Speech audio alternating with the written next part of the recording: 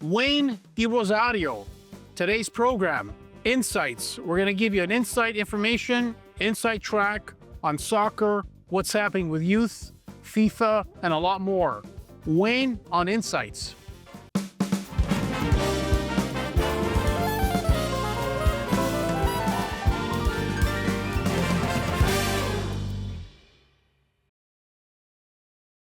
Hey, Dwayne, welcome to the program. Thanks for being with us today. Amazing. Thanks for having me. We're here at Downsview. You run a camp here during the March break. Yeah. Before we get into your foundation, what you're doing here, you were born in Scarborough. Yes. You were from the city. Like, you've got a name in the soccer community. Soccer's come a long way in Canada, locally. It's a huge sport. As I was telling you when I walked in here, I've spent many days here with my son, coming to soccer. The trajectory of soccer for youth, do you see it continuing to go up? Or do you see it kind of leveling off? Where do you see that whole trajectory with soccer with youth? No, I mean, yeah, grew up in Scarborough and having gone through all levels of football, soccer in this country, it's definitely has expanded and it's grown tremendously. I run my own academy as well. And every year we're seeing the numbers grow. Every year we're seeing the interest grow, especially with the World Cup on the horizon, right? It's going to only expand even more.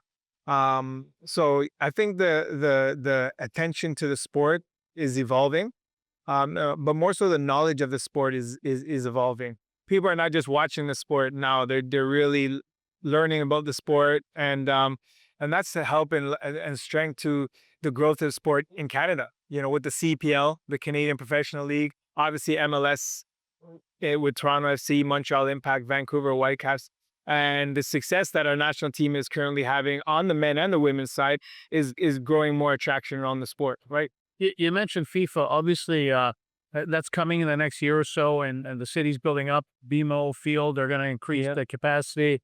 A lot of people with the debate whether it's a good thing or bad thing. I believe it's a good thing for the city. It's good for soccer. There's a lot of issues around the security component to it and that kind of stuff there. Obviously, good thing, FIFA coming to kick Toronto. Oh, 100%. I think for me, it's the greatest thing. It's a dream come true. Every child that plays this sport dreams to play in a World Cup. My biggest dream is to play in a World Cup. So to have that now come to our backyard, it's surreal, to be honest. Yes, we're only hosting 6 games, but I think Torontonians and Canadians in a whole, and more so the non-soccer fan, will get to see what this game is all about on that next level, on that international world level. The passion that it ignites in communities, it truly brings people together. In some aspects, it definitely pulls them apart when they're playing each other. And I think that's where the security comes in. And, I'm very happy to know that BMO is expanding. And, when you look at BMO's stadium right now, to be honest, it's a nice stadium. But when you look at the landscape of where football is growing, soccer is growing in North America, the soccer stadiums now are 50, 60, 70,000 soccer-specific stadiums. So it's nice to know that we're evolving as well. We need a home base where we can look at it and say, no, that's a stadium in Toronto that Toronto FC can play at and our national team could play at that is comparable to any other place in the world. And that's very important. Wayne, you talked about, it's a dream come true that FIFA's coming to Toronto. What were some of the highlights for you with your soccer trajectory over the years?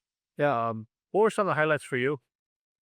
I mean, one, for me, at 16 years old, representing Canada under Bob Lenarduzzi, I think that was an amazing experience. I mean, at that time, there weren't official Canadian games. Just to be in the likes of, Randy Samuels, Alex Bunbury, Paul Pescalito, Jeff Onger, Frank Yallop, Craig Forrest, like legend that I would look up to, that helped pave the way for a lot of us for that generation.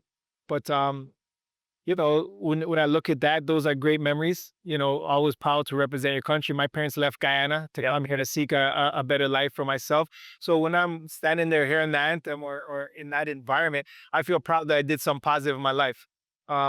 Winning the Gold Cup with Canada in 2000, amazing opportunity. I mean, amazing experience and an opportunity to be a part of a winning team. Amazing. And I think that was the biggest accomplishment we had to date for Canadian national team, other than qualifying for the World Cup.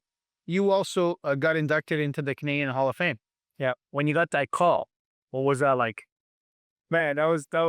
I mean, that's a It was unbelievable. You know, it was definitely. You feel rewarded. You feel grateful that people have noticed what you've done in my career and accomplished in my career. But even me personally, individually, knowing where I came from, as you mentioned, Scarborough roots, inner city community, after school programming.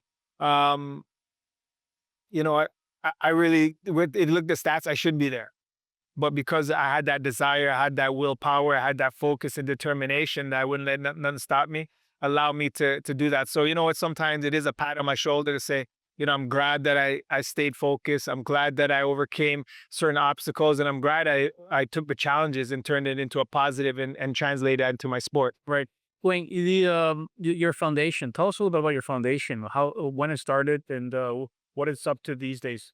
Yeah, well, I started my foundation in 2012 as a product, as I mentioned, of after school programming. I found a great need for after school programming, especially at that in 2012, at that time where a lot of these benefits were getting cut. A lot of the money towards and grants and towards these programs were getting cutbacks. So I found a great need, and I having lived it, I saw a huge opportunity there to get into that space to help kids in these high risk areas to be in a free space where they can play the game that has brought me to see the world. So for me, it was my way of giving back to my community, but also creating a space where I could not only teach the kids about soccer, but I could also teach about health and nutrition, which is very important, and financial literacy, which is very important, and the importance of teamwork, and giving them a safe space to play. As we know, I was a single parent from a single parent household growing up. And after school, you know, if you don't have that kind of care available, the streets raise you, right? If someone is watching a program, I know we can talk quite a bit. And you know, like I know there's the debate with hockey; it's very expensive, and soccer it's not as expensive. But as you talk about safety, it's interesting you brought up safety because I think it's a concern for a lot of parents and having their kids, younger kids, getting involved in programs. If a parent is watching this program, wants to get their kids involved, what's the first thing you would recommend? Do some research on finding a good spot in your location. What are some of the things you would recommend to a parent to get their kids involved in soccer? Yeah, I would say, well, I have my academy, so you could go to my DeRo Academy. You could join my foundation. I will say this though, soccer is getting expensive. It is getting up there like hockey. But I think the most thing is just keeping kids active, most importantly, and just giving them outlets that they can channel a lot of their frustrations, a lot of stress. Unfortunately, our dynamics are a little bit different. We see that impact a lot of the kids coming here in terms of coordination, basic push-ups and sit-ups. A lot of these kids don't understand these core values, and you know, which I remember learning that stuff in school, right? And a lot of these things are taken away. I think we have to be mindful of the technology era and how it could do good, but also could do harm if we give our kids technology as soothers instead of giving them sports or a ball and go in the park. We grew up in a time where go and play when the lights come on, go home, right? And there's still trouble happening, Right. but everybody understood that. It's like a rule of thumb. But now you go and the parks are empty, the playgrounds are empty, and it's sad from a parent standpoint. It's sad from a community standpoint because you want to see kids playing because that's where they get to learn these life skills and life lessons. Finally, a last question. Maybe it's a personal thing for me. Which league do you follow? I mean, it's interesting how my son and other people they follow a lot of the European leagues, whatever. Which league do you follow? To be honest, yeah, I follow all leagues. Definitely follow the Spanish league. Right. I think La Liga is my favorite league.